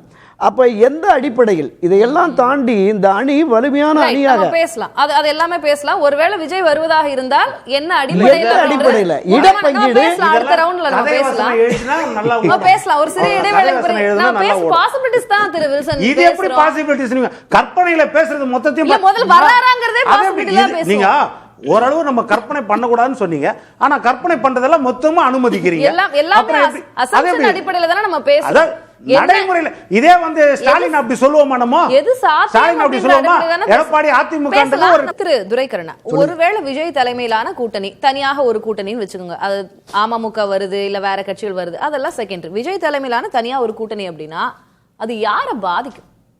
இல்லை, விஜய் தலைமையிலான ஒரு கூட்டணி அமைந்து அவர் ஒரு கணிசமான குறைந்தது ஒரு 8-10% வாக்குகளை பிரித்தால் மீண்டும் திராவிட முன்னேற்றக் கழகம் ஆட்சி அமைப்பதை எவராலும் தடுக்க முடியாது. திமுகவுக்கு தான் அது சாதகமாக அமையும். அதில் எந்த மாற்று கருத்துமே இல்லை. ஏன்னா ஏற்கனவே நான் இதை ஏன் கேட்கிறேன் அப்படின்னா, இந்த தேர்தல்ல தாவேகா தலைமையிலான கூட்டணிக்கும் திமுகவுக்கு இடையே தான் போட்டின்றாரு. அப்போ அவர் என்ன சொல்றாருன்னா, அதிமுகவை இன்னும் சைட்லைன் பண்றாரு, அடுத்த பொசிஷன் கொண்டு போற, அதிமுக அங்க இருக்காது அப்படின்றாரு. அதுதான் இப்ப அவங்க தரப்புல வர ஆட்கள் அதான் சொல்றாங்க. அப்ப அது அதிமுகவுக்கு பாதிப்பு இல்லையா? அதிமுகவுக்கு பெரும் பாதிப்பு, வெற்றி பெற முடியாது. நான் சொல்றது இந்த பக்கம் திமுக வெற்றிக்கு அது உதவும், பாதிப்பு அதிமுகவுக்கு தானே. ஆட்சி அதிகாரத்திற்கு வர விரும்புகிற அதிமுகவுக்கு நிச்சயம் அது பாதிப்பு இருக்கும்ல, அதுல எந்த மாற்று கருத்துமே இல்லை. என்ன முடிவெடுக்க போகிறாருங்கிறது தான் இப்போ மிகப்பெரிய கேள்விக்குறி. திரு விஜய் அவர்களுடைய அந்த தொடக்க முதலே நீங்கள் அவர் ஃபஸ்ட்டு அந்த கொடியேற்று விழா நிகழ்ச்சி, கொடி அறிமுக விழா நிகழ்ச்சி முடிஞ்ச அடுத்த நாளே அதிமுகவோட தாவேகா கூட்டணிக்கு வரும் அப்படின்னு சொல்லி பேச்சுவார்த்தைகள் நடக்குதுன்னாங்க. அதற்கு அடுத்த நாளே புஷி ஆனந்த் ஸ்டேட்மெண்ட் கொடுத்தார், நீங்கள் பார்த்துருப்பீங்க. ஒருபோதும் அதிமுக இல்லைன்னு. இப்போ கொடி பறக்குது, எழுச்சி, உணர்ச்சி, பிள்ளையார் சொல்லி போட்டுட்டோம், எந்த பதிலும் இல்லை. தாவேகா தரப்புல இருந்து எந்த பதிலுமே இல்லை. மீண்டும் திரு எடப்பாடியை தாண்டி முன்னணி தலைவர்கள் நாம் குறிப்பிட்ட செல்லூர் ராஜு, ஆர்பி உதயகுமார்லாம் சொல்கிறாங்க. இதற்கும் எந்த பதிலும் சொல்லலை. அப்போ அவருடைய எண்ணம் நோக்கம் என்னன்னு இல்லை, நம்முடைய சக்தி என்ன, நம்முடைய பலம் என்ன, 2026 நமக்கான வாக்கு வங்கி எவ்வளவு என்று நிரூபிக்க வேண்டும் என்று களத்துக்கு வந்தால் பெர்சன்டேஜ் ஆஃப் ஓட்ஸ் இருக்கும். நிச்சயம் ஒரு தொகுதியில் 20,000, 30,000, 50,000, ஏன் 1 லட்சம் ஓட்டு கூட வாங்குவார். தாவேகா வாங்கும். 1,10,000 ஓட்டு வாங்கி திமுக ஜெயிச்சு. அது யாரோட ஓட்டு அப்படின்றது எப்படி தெரியும்? புதிய இளைஞர்கள், இவர்களுடைய ரசிகர்கள் பட்டாளம்னு ஒரு மிகப்பெரிய அளவில் இருக்கு. இளைஞர்கள் பட்டாளம் இருக்குல்ல, அரசியலுக்கு வர விரும்புகிற திமுக அதிமுக இடம் இல்லை, காங்கிரஸ் கட்சி உட்பட எதுவும் இடம் இல்லை. தாவேகா புதிய கட்சி, அங்க வர விரும்புகிற இளைஞர்கள், அவர்களை சார்ந்த குடும்பத்தினர். இப்ப நம்ம பார்த்தோம்ல, கரூர் இன்சிடென்ட்க்கு பின்னாடி பாதிக்கப்பட்ட குடும்பமே விஜய் அண்ணா வரட்டும் அப்படிங்கிற மாதிரி இருக்காங்க. இந்த போக்கு என்பது அவருக்கு சாதகமா இருக்கும் அப்படின்னு பாக்குறாங்க. ஒருவேளை விஜய் தலைமையில தனியா கூட்டணி வருது, டிடிவி எல்லாம் அவங்க போய் சேர்றாங்கன்னே வச்சுக்குவோம், அது அதிமுகவுக்கு தான் மிகப்பெரிய அளவுல பாதிப்பை ஏற்படுத்தும் அப்படின்ற இல்ல, அது நம்ம பெருசா கணிக்கவே முடியாது. ஏன்னா இப்ப அந்த மாதிரி தனியா நின்றாருன்னா ஒரு பக்கம் சிறுபான்மை ஓட்டுகள், அது இப்போ நீங்கள் அதிமுக வர, அதாவது திமுக எதிர்ப்பு ஓட்டுகள் அதிமுக வர்றதுல ஓரளவுக்கு போகும், இல்லைன்னு சொல்ல, அது போகும். அதே நேரத்தில் சிறுபான்மை ஓட்டு, திமுக ஆதரவு ஓட்டுகள், அதில் கொஞ்சம் போகிறது. இன்னொன்று ஆன்டி பிஜேபி ஓட்டுகள். இப்போ ஆன்டி பிஜேபி ஓட்டுகளை ஒட்டுமொத்தமாக அறுவடை செய்ய இடத்துல திமுக இருக்குது. அந்த ஓட்டுகள் ஏன்னா 12 வருஷம் அவங்க ஆட்சியில் இருக்காங்க. அப்போ அந்த ஆன்டி பிஜேபி ஓட்டுகளை அறுவடை செய்கிற இடத்துல திமுக இருக்குது. அதில் கொஞ்சம் வந்து ஒருவேளை அங்கே போச்சுன்னா அதுவும் இந்த சைடு அட்வான்டேஜாக இருக்கலாம். அதனால் எதுன்னு நம்ம கணிக்கவே முடியாது. ஆனால் ஒரு விஷயம் மட்டுமா, இப்போ இந்த கரூர் சோக நிகழ்வுக்கு அப்புறம் நம்ம பரவலாக பார்க்குறது என்னென்னா, ஒரு இரக்கத்தோடு கூடிய ஒரு செல்வாக்கு வந்து விஜய்க்கு பெருகி இருக்கிறது. அதே நேரத்தில் இந்த ஒரு இக்கட்டில் ஒரு ஆளுமை அனுபவத்தை காமித்திருக்கிறார் அப்படின்னு அதிமுக எடப்பாடியார் செல்வாக்கும் கொஞ்சம் கூடி இருக்குது. இந்த 2 செல்வாக்கும் கூடி இருக்கிறதுன்னு ஒரு அனுமானம். இந்த 2 செல்வாக்கும் கூடி இருக்கு, இந்த 2 செல்வாக்கும் கூடணும். அப்பதான் ஏன்னா பொதுவாக அதை எப்படி சாத்தியப்படுத்துவாங்க? அதுக்கு சாத்தியப்படுத்துறது இப்ப ரவீந்திர ஐயா சொன்ன மாதிரி பிஜேபி கூட பயங்கர எதிர்ப்பு கடந்த காலங்கள்ல எல்லாமே இருந்துச்சு, ஒருத்தருக்கு ஒருத்தர் விரோதம் எல்லாமே இருந்துச்சு. ஆனா என்னன்னா, நடக்க போகுது சட்டமன்ற தேர்தல், அப்போ திமுகவை நம்ம அகற்றணும். அப்ப அந்த ஒற்றை புள்ளியில நம்ம எல்லாம் ஒன்னா சேரலாம். நம்ம முரண்பட்ட கட்சிகள் கூட விமர்சனம் பண்ண விஜய் எப்படிங்க சேருவாரு பாஜக இருக்கும்போது? அதுதான் விமர்சனம் பண்ணிட்டு தான் கட்சி சேருவாங்க. அதுதான் விமர்சனமே பண்ணக்கூடாதுன்னா இல்ல சார், நான் புரிஞ்சுக்கிறதுக்காக கேட்கிறேன். இப்போ வந்து ஒரு 30 வருஷம் பாரம்பரியமிக்க கட்சி, ஆட்சியில இருந்த கட்சி, மாறி மாறி பிஜேபியோட காங்கிரஸோட கூட்டணி வச்ச கட்சினா நீங்க அந்த நிலைப்பாடை மாத்துறது, அவங்களோட பேட்சப் ஆகுறது அது பிரச்சனை கிடையாது. இப்பதான் அரசியல் என்டர் ஆகுற ஒரு கட்சி பிஜேபி எதிர்ப்பு நிலைப்பாட்டுல இருந்து அதையெல்லாம் சமரசம் பண்ணிட்டு எப்படி செய்யும்? பிஜேபி எதிர்ப்பு நிலைப்பாடு கரூர்ல அந்த 41 பேர் மரணத்தை கணக்குல வைக்காம நம்ம சொல்றோமே, அந்த அசம்பாவிதம் உலகத்திலேயே ஒரு அரசியல் கட்சிக்கும் நிகழவில்லையல்ல.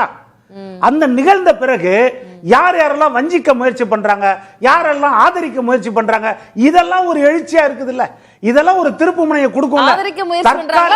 தற்காலிக திருப்பு முனை, அதை நீங்க எப்படிலாம் சுயநல நோக்கோட வச்சுக்கலாம். ஆனா மக்களுக்காக பேசுறத நீங்க வந்து அந்த மாதிரி எடுத்துக்கலாம், அப்படி எடுத்துக்கலாம்.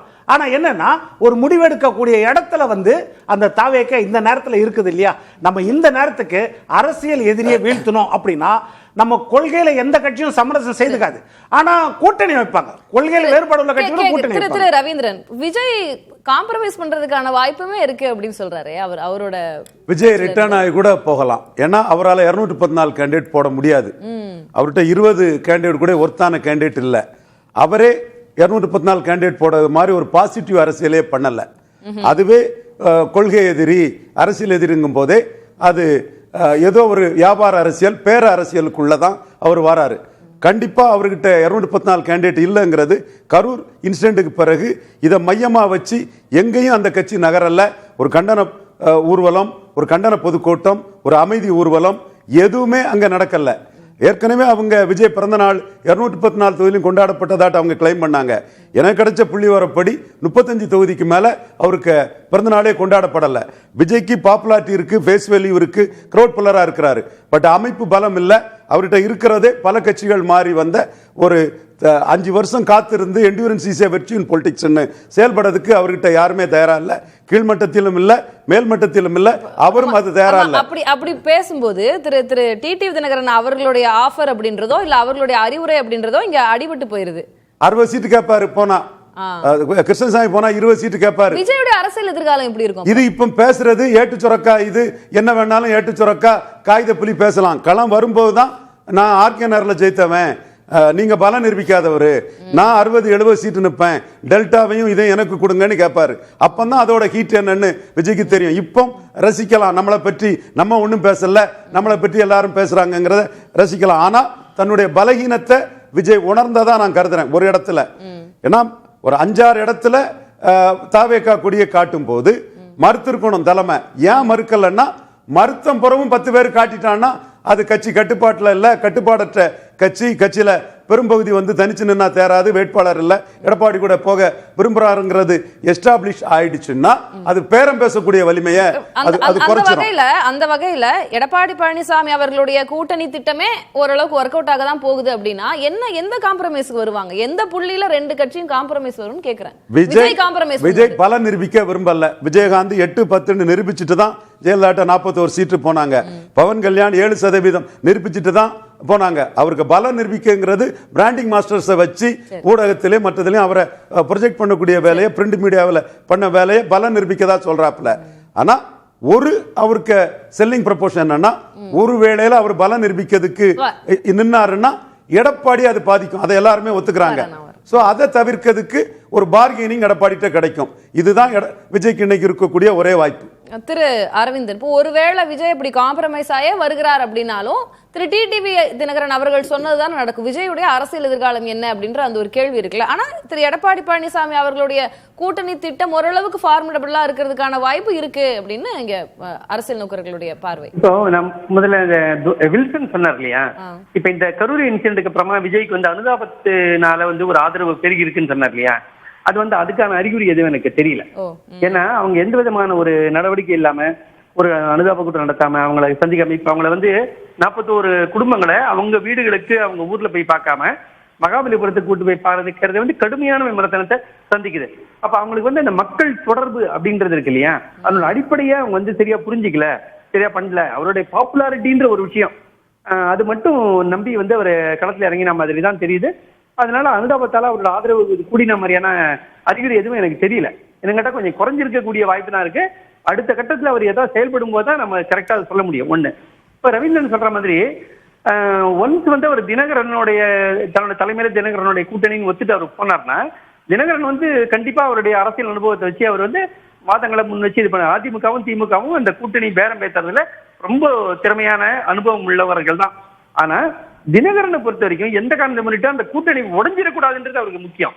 அவருக்கு ரொம்ப முக்கியமானது வந்து இந்த கூட்டணி மூலமா தனக்கு ஒரு வேல்யூ இருக்கு, தான் ஒரு கிங் மேக்கர் ஆகக்கூடிய நிலையிலே இருக்கணும்ன்றதும் தன்னுடைய ரவீந்திரன் அவர்கள் சொல்றது அதெல்லாம் கூட்டணிக்குள்ள வர வரைக்கும் தான். அதுக்கப்புறம் நெகோசியேஷன்லாம் ரொம்ப வெயிட்டா இருக்கும்ன்றாரு. அதுக்கப்புறமா கூட எப்ப வேணா கூட்டணி வந்து இனிமே கூட்டணி கிடையாதுன்னு சொல்றதுக்கு ஒரு நிமிஷம் ஆகாது. நம்ம பார்த்தோம் 2011 ஜெயலலிதா விஜயகாந்த் கூட்டணி சேரும் போது எப்படிப்பட்ட நாடகங்கள் அரங்கேறுதுன்னு நம்ம பார்த்தோம். அப்ப தினகரனுக்கு எவ்வளவு இது இருந்தாலும் விஜய் வந்து தன்னுடைய ஆட்சி அமைக்கக்கூடிய இதை பலவீனப்படுத்துற மாதிரி இருந்தா அது ஒத்துக்க இல்ல. வேட்பாளர்கள் எங்க வச்சிருக்காரு? 234 தொகுதிக்கு வேட்பாளர்கள் எங்க? அது விஜய்க்கே தெரியும் அவருடைய வீக்னஸ் அப்படின்றாரு. நீங்க அவரை தான் கேட்கணும். நம்ம யாராலையும் கண்டுபிடிக்க முடியாது, சொல்லவும் முடியாது.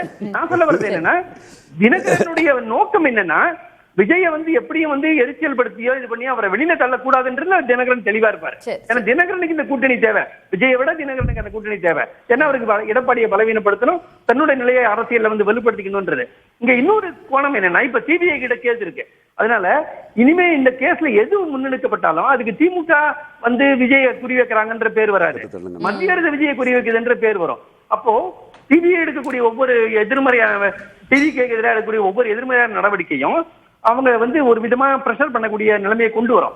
அதெல்லாம் வரும்போது அவருக்கு வந்து எது பாதுகாப்பானது, எது வந்து அவரால் ஃபைட் பண்ண முடியுமான்றதெல்லாம் நம்ம அதை சொல்ல முடியும். நம்ம பொறுத்திருந்தே பார்க்கலாம். விஜய் வச்சு தினகரனுடைய திட்டம் என்ன, கூட்டணிக்கு பழனிசாமி திட்டம் என்ன, அதை நம்ம ரொம்ப சுருக்கமா சம பண்ணலாம் அப்படின்னு நினைக்கிறேன். இதுல முக்கியமான புள்ளி ஒரு பெரிய நிசப்தம் தான் தாவேகா விஜய் தரப்புல இருந்து. விஜய் இதுல என்ன முடிவு எடுக்க வாய்ப்பு இருக்கு அப்படின்றதோட சேர்த்து நீங்க சம பண்ணா நல்லா இருக்கும்னு நினைக்கிறேன். திரு துரைக்கருணா. இல்லை, திரு டிடிவி தினகரன் வந்து ஒரு எதிரியை வீழ்த்த எந்த ஆயுதமும் எடுக்க தயார் என்கிற நிலைப்பாட்டில் போயிட்டார். தனக்கு 2 கண்கள் போனாலும் பரவாயில்ல, எதிரிக்கு ஒரு கண்ணாவது போகணும் அப்படிங்கிற அந்த பொதுவெளி பழமொழியும் பொருந்துங்கிற மாதிரி தான். அதுக்கு என்ன வேணாலும் திரு எடப்பாடி பழனிசாமி மீண்டும் முதலமைச்சராக வந்துவிடக்கூடாது என்கிற ஒற்றை நிலைப்பாட்டில் தான் அவருடைய அரசியல் நகர்வுகள் இருக்குது. அதை நோக்கி தான் தாவேகா விஜயமும் அவர் அணுகிறார் அப்படிங்கிற மாதிரி நம்ம பார்க்குறோம். நீங்கள் இங்கே வந்தீங்கன்னு சொன்னால் உங்களுடைய அரசியல் எதிர்காலம் மோசமாகிடும், அரசியல் தற்கொலைக்கு சமங்கிற மாதிரியான ஒரு நிலைப்பாட்டை அவர் எடுத்திருக்கிறார். திரு விஜய் அவர்களை பொறுத்தளவில் கேப்டன் விஜயகாந்த் அவர்கள் வந்து தனித்து நிற்கிற போது ஒரே ஒரு இடம் தான் அவரால் வெற்றி பெற முடிஞ்சது. ஆனால் அண்ணா திராவிட முன்னேற்ற கழகத்திற்கு வந்ததுக்கு பிறகு கிட்டத்தட்ட 41 தொகுதியில் போட்டிட்டு 27 தொகுதியில் வெற்றி பெற்று பிரதான எதிர்க்கட்சி தலைவராக வந்துட்டார். அந்த பார்வை அடுத்த தேர்தல் அதுதான் சொல்றேன். அடுத்த தேர்தல் தான், ஒரே தேர்தலில் எப்படி வர முடியும்? அடுத்த தேர்தல் 5 ஆண்டுகளில் இருக்கு. ஸோ அப்படி தன்னுடைய அரசியல் கட்சி இப்போ 20 சீட்டு கொடுத்தாலும் கூட ஒரு 15 எம்எல்ஏ தாவாக்கே எம்எல்ஏ போயிட்டான்னா அது ஒரு பெரிய வளர்ச்சியாகத்தான் இருக்கும். ஸோ எந்த முடிவை எடுக்க போகிறார், மதில் மேல் பூனையாகத்தான் திரு விஜயனுடைய நிலைப்பாடு இருக்கு. எங்க தாவ போறார் பார்ப்போம். திரு ரவீந்திரன், ஆஃபர் அக்செப்டன்ஸ் தான் அரசியல். விஜய் நடத்துறது பேர அரசியல் தான். கட்சி ஆரம்பிச்சுட்டு 39 போட முடியாதவர், குறையேறி கோழி பிடிக்க முடியாதவர், வானையேறி வைகுண்டம் போயிட மாட்டார். தினகரன் 234 போட முடியல, கமல்ஹாசன் 214 போட முடியல. இவர் கண்டிப்பாக கமல்ஹாசன் அளவு கூட கெப்பாசிட்டியாக கேண்டிடேட் போட்டுக்கிட மாட்டாருங்கிறதுல உறுதியான நிலைப்பாட்டில் நான் இருக்கிறேன். அப்போ ஆஃபர் அக்செப்டன்ஸ், என்ன ஆஃபர் எங்கேருந்து வருது, அதை எப்படி அக்செப்ட் பண்ணலாம்? இப்போ அவருக்கு ஆஃபர் வெளிப்படையாக வரக்கூடிய இடம் எடப்பாடி பழனிசாமி தரப்புல இருந்து ஆஃபர் வருது. அந்த ஆஃபரோட அளவு என்ன அது நமக்கு தெரியாது, பிஹைண்ட் தி சீன் தான். பட் ஏதோ சம்திங் 2 வருஷத்துக்குள்ள குக்கிங் ஆயிருக்குது, அது நான் மறுக்க வரல. அதில் அந்த இது இல்லைன்னா மறுத்திருப்பாரு. இந்த பேச்சுக்கும் ஒரு மறுப்பு வந்திருக்கும். நான் பிரைமரி போல்ஸ் தாங்கிற ஒரு மறுப்பை கொடுத்திருப்பாரு. ஸோ ஒரு ஆஃபர் எடப்பாடிட்டு வந்து இருக்கு. அந்த ஆஃபர் விஜயால அக்செப்ட் பண்ணக்கூடிய அளவுக்கு இருக்குதாங்கிறத பார்த்து தான் அவர் முடிவெடுப்பாரு. அதுக்கு நாட்கள் இருக்கு. ரொம்ப சுருக்கமா திரு அரவிந்தன், நான் திரு அரவிந்தன் ரொம்ப சுருக்கமா சம பண்ணிருக்கேன். எடப்பாடியோட ஆஃபரை விஜய் ஏற்றுக்கொள்வது அரசியல் ரீதியா சரியானது இல்லை. அது வந்து விஜய்க்கு தெரியும் அப்படின்னு நான் நினைக்கிறேன். ஆகவே அதை ஏத்துக்கிறதுக்கான வாய்ப்பு இல்லை. அதுக்கான நிர்பந்தங்கள் நடக்கும், நெருக்கடி வருமே தவிர அதை ஏத்துக்கிற வாய்ப்பு அரசியல் ரீதியா அது வந்து புத்திசாலித்தனமான முடிவாக கண்டிப்பா இருக்காது. அதுல ஒன்றும் சந்தேகமே இல்லை. விஜயினுடைய கட்சியினுடைய அதனுடைய இருப்புடைய அடிப்படையே கேள்விக்கு உள்ளாக்கக்கூடிய அசைக்கக்கூடிய ஒரு விஷயமா தான் இருக்கும். ஆனா டிடிவி கிட்ட போயிட்டு அங்க தலைமையில உட்காரும் போது விஜய்க்கு அவருடைய இமேஜுக்கோ அவர் தன்னை பத்தி முன்னிறுத்துற ஒரு கிளைமுக்கோ பாதிப்பு இல்லாம அங்க போய் இருக்க முடியும். அது அவருக்கு ஒரு சேஃபான இடம் பல விதங்கள்ல. ஆக சாத்தியம் அது அரசியல் ரீதியான ஒரு ஒரு விவேகமான முடிவுன்னா அதுவா தான் இருக்க முடியுமே தவிர எடப்பாடியோட ஆஃபரை எடுக்கதே இருக்க முடியாது. எடப்பாடிக்கு அது தேவை, ஆனா இவருக்கு அது தேவையில்லை. திரு பொன் வில்சன், உங்களுடைய இறுதிக்கட்ட இல்லை, கரூர் சம்பவத்துக்கு அப்புறம் விஜய் இது வரைக்கும் பெருசாக பேசலை. ஆனால் அது இயற்கையாகவே களத்தின் யதார்த்தத்தில் ஒரு தயக்கம் இருக்குதோன்ற ஒரு எண்ணம் எல்லாருக்கும் இருக்குது. அதாவது பிராக்டிக்கலாக இப்போதான் அவர் யோசிக்கிறாரோ அப்படின்ற ஒரு எண்ணம் எல்லாருக்கும் இருக்குது. அதே மாதிரி பார்த்தீங்கன்னா இப்போது நீங்கள் டிடிவி நம்ம பத்திரிகையாளர் சொல்கிறாரு. இப்போ டிடிவி விஜய் கிட்ட கேட்க போகிறது என்னன்னா, திமுக ஸ்டாலின் வந்தாலும் பரவாயில்ல, ஆனால் எடப்பாடி வரக்கூடாது, அதனால என்னை கூட்டணியில் சேர்த்துக்கோங்க அப்படின்னு அவர் சொல்லுவாருன்றாரு. அதைத்தானே அவர் சொல்ல போறாரு. விஜய் தலைமை.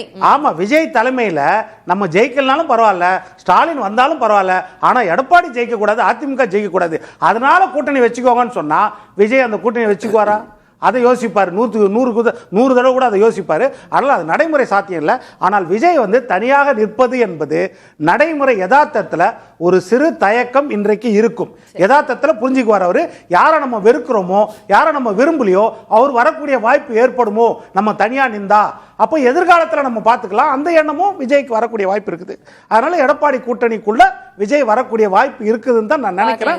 ஆனால் நம்ம ரவீந்திரன் ஐயா சொன்ன மாதிரி அது காலம் எடுக்கும், இன்னும் காலம் எடுக்கும். நமக்கு எப்படி டிசம்பர் ஜனவரி ஆயிடும் இதுக்கெல்லாம் ஒரு முடிவுக்கு வருவதற்கு.